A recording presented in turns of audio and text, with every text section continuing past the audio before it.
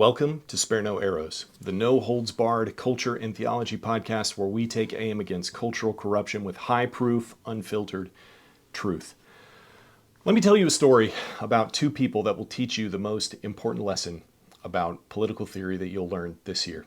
But first, I need you to consider two things so that you can understand the story properly. Otherwise, you'll fall for a classic misunderstanding that the majority of people today fall for with political theory. It's about something called Horseshoe Theory. In politics, Horseshoe Theory is the idea that as one's ideas become more extreme on the left or on the right, they start to resemble one another like a horseshoe. So I want to analyze if this theory has any truth to it. And to do that, we need to have a basic definition of some of the most fundamental values of the left and the right. In order to know if the extreme left and extreme right positions resemble each other, we need to know exactly what the left and the right actually care about so that we can answer the question properly. So here are a handful of things to consider. So these are generalizations. Not every leftist values all of these things equally, and not everybody on the right values these things equally. But generally, traditionally, the understanding is that the left generally values collectivism, and the right values individualism. The left leans towards socialism, and the right leans towards capitalism and a free market. The left more highly values security at the cost of individual freedom, while the right values freedom for the individual over security. The left values a bigger government, and the right values a smaller government. The left values progressivism with ideas, and the right values tradition. The left likes more legislation, whereas the right likes less legislation. And that includes taxes. The left typically disagrees with the values of the American founders, and the right wants to maintain those values. So with that in mind, with these values in mind, I want to paint for you two hypothetical radicals. First, imagine a young lady who would typically be considered far left. Imagine all the stereotypes: college-educated, single, feminist. She recognizes there are very few good men out there, so she has no desire to get married. And she points to toxic masculinity as the root of the problem with men in society. She grew up Christian until she deconstructed, and now she's an atheist. She volunteers at Planned Parenthood. She regularly attends protests. She would proudly consider herself a keyboard warrior and finds every opportunity to criticize toxic masculinity online with her anonymous account. She hates our current government because it is not nearly liberal enough, and supports overthrowing the leaders that she disagrees with. She believes violence is generally bad unless it's being used to accomplish a good purpose or to bring about a world that she agrees with. So she generally thinks that the values of the past are outdated as well, and desires to do whatever she can to get people to embrace new, radical ideas that she believes will be better for society. She also loves the idea of collectivism. She proudly calls herself a socialist, and she wants the biggest government possible and wants as much legislation as possible that will benefit her and her people and prevent those that she doesn't like from succeeding in society, specifically cis white males, Christians, and hardcore conservatives. That's person number one. Now, imagine a young man who would typically be considered the stereotypical far-right young radical. He's single. He goes to the gym 6 days a week, spends a huge chunk of time listening to conspiracy theory podcasts and masculinity gurus. He realizes that there are very few good women out there, and so he has no desire to get married unless he finds a #trad wife. He blames feminism as the root of the problem with women in society. He grew up Protestant until he became deeply disillusioned with Protestantism and began seriously considering converting to Roman Catholicism. He has at least one anonymous social media account where he criticizes people who he thinks are destroying the nation, mainly Jews, blacks, and women in positions of leadership. He attends the same protests as the feminists, but as a counter-protester. And he also supports occasional tactical acts of violence at these events to put the leftists in their place because the police aren't doing anything about them. He proudly calls himself a nationalist, and even in the right circles calls himself a national socialist, if nobody too important is looking. or if he wants to impress somebody. And he also hates the current government that we have and would support, if necessary, the violent overthrowing of leaders that he disagrees with. He wants the kind of government that enforces his views with an iron fist and prevents anyone from disagreeing with him or from succeeding in society. He believes a powerful leader should seize power and use as much force as possible to fix the nation. He thinks traditional American values have ultimately failed or didn't go far enough and have allowed us to get into the position we're in. So we need new, less weak values to embrace as a culture. So the first person would typically be associated with far left ideology, and the second person would typically be associated with far right ideology. And hopefully the first thing we notice is that both of them are deeply immoral and sad people. But that's not what we're focusing on right now. Let's come back to this in a second. Remember Horseshoe Theory. Again, it's the idea that the more radical on the left and the right people become in their views, the more they resemble each other. So instead of a straight line, instead of a spectrum that's a straight line where the farther left you go, the farther away from the far right you go, it's a horseshoe where the farther away from each other you get, the closer you get. So it's almost like a circle. Some people would actually call it a circle. But the characters that I described earlier kind of seem to be a proof that Horseshoe Theory is true because they resemble each other so much. They're so close together in values. But actually, I hate the idea of Horseshoe Theory. I think it's one of the most deceptive ideas that has come out of political theory in the past few decades, and I'll tell you why. And I'll tell you how the two people in my example actually don't support Horseshoe Theory at all, and it actually does exactly the opposite. It destroys the idea of Horseshoe Theory. So let's revisit some of the leftists' major values. They value big government, heavy legislation, personal security given to them by the government over individuality and personal liberty. They value collectivism, socialism, progressivism, and they're also against the founding principles of America. And the right's values, conversely, again, are small government, less legislation, personal liberty, individualism, free market, traditional values, and pro the founding principles of America. So again, consider this within context of Horseshoe Theory. The people in the examples are obviously similar, but that's not actually the question that we should be asking.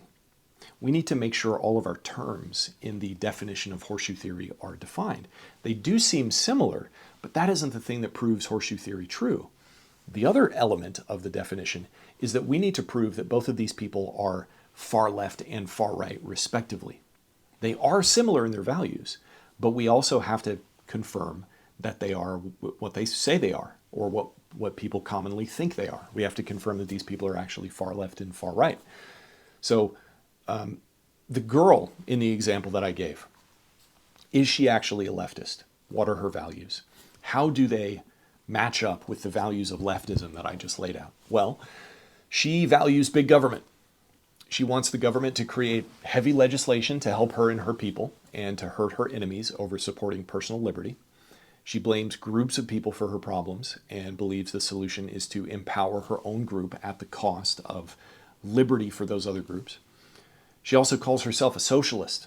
She sees traditional values as dangerous and instead wants to shape the culture with new values. So actually, her values perfectly align with the values of leftism. She really is a far left person. But this is the really interesting one. Let's consider the values of the second person that I told you about. What about him? What are his values? He also thinks the government should be big and powerful. He wants a big government and not a small government. He also wants it to create legislation to help the group of people that he identifies with and to hurt groups that he does not identify with over supporting personal liberty for everybody. Interesting. He also blames groups of people that he does not identify with for his problems and believes the solution is to empower his own group at the cost of their liberty. He also calls himself a socialist, just sometimes with the word national in front of it, which could be worse. He sees traditional American values likewise bad and wants to shape the culture with new ideas. So their ideology is applied differently. The two people in the examples, the person that would typically be considered far left and the person that would typically be considered far right, their ideology is applied differently, but clearly the values themselves are exactly the same between these two people. Now, the left and the right, properly understood, consists of two totally separate sets of values. But these two people share exactly the same values. They're just applied differently. And those two sets of values seem to both align completely with the left. So the distinction between the left and the right has nothing to do with how you apply the values, but it's about the values themselves. So, somebody could have exactly the values of the left, which these people obviously do. But why would we call the second guy right? I think that is actually a fundamental misunderstanding that a lot of people have about what the left and the right is. The left and the right depends on values. It does not depend on where we're standing. It does not depend on outward physical appearance. It doesn't matter which side of a protest you're standing on. It matters the actual values behind those things. It matters about the actions and the behavior itself, and not just mere outward physical appearance. So somebody can put on a MAGA hat and they can have exactly the same values as leftists. Or conversely, somebody can have a MAGA hat on and have the values of conservatives. It doesn't matter the hat. The hat has nothing to do with anything. So this is the root of why I think believing in horseshoe theory is so dangerous. It blurs the distinction between two obviously different systems of thought by convincing people that they're actually the same. And they're not. They couldn't be more fundamentally different. Things that blur clear distinctions, like horseshoe theory, removes our ability to distinguish between the people who are on our team.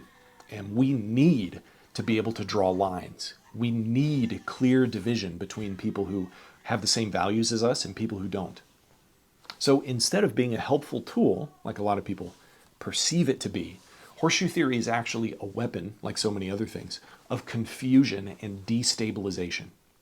It is to muddle clear ideas instead of to make them more understandable. So someone merely calling themselves left or right, or far left or far right, or progressive or conservative, isn't actually enough. Obviously, right? We should instead look at their values. We should look at their behavior. We should look at their actions to see what they value, to determine where they're actually at on this spectrum. And if you care about small government, if you care about liberty, family, a proper understanding of men and women, masculinity and femininity, if you care about taking personal responsibility and not seeking out groups of people to label as oppressors, enacting critical theory upon the world, Marxism, if you care about Christian morality, traditional American values, neither of those people are actually on your team. They are both actively working against your most fundamental values. So don't be fooled by either person. True conservatism, from a Christian perspective, here's a great definition. It is conserving the good that God has done in the world and progressing towards a world more aligned with the Bible. And progressivism, conversely, would be seeking progress away from the good that God has done in the world and conserving things contrary to the values in the Bible. Ultimately, we have to stop asking if someone is far enough to the left or to the right, or where exactly they are, or believing in horseshoe theory, whatever. That all muddies the waters. And we need to start instead asking if somebody is grounded in truth or not. If an ideology treats people as cogs in some kind of collective and seeks power through force rather than through repentance and righteousness, and if it trades the morality of the Bible for the grievances of the mob, then it isn't actually conservative. And a lot of people out there are calling themselves conservative, and they fit that to a T. And we cannot let our movement be corrupted by such things, because that's straight out of Rules for Radicals, one of the premier leftist books for enacting progressivism in society. So we need to sharpen our discernment and draw lines clearly. Don't let a right-wing label blind you to a left-wing value. Whenever there's some kind of idea that's commonly spread in culture, just think about that idea. Make sure you know the definition of those things and then break apart that definition into its parts, like Horseshoe Theory, and don't just assume it's true because some part of it sounds true or sounds true on its surface, because these things downstream can actually lead to a tremendous amount of deception and and eventually it can lead to us ending up allying with people who are fundamentally against our values and our mission for our families, for our nations, and so on. And hey, tell me what you think about my new studio. Temporary? Permanent? I don't know. I'm just trying new things. Tell me what you think. More content is coming. Support me on Patreon. If you want more people to hear unfiltered Christian content that doesn't capitulate to the mob on the left or the mob on the left that pretends to be on the right, I am saving up for a camera, so it'll go towards a good cause. Thanks for listening to Spare No Arrows.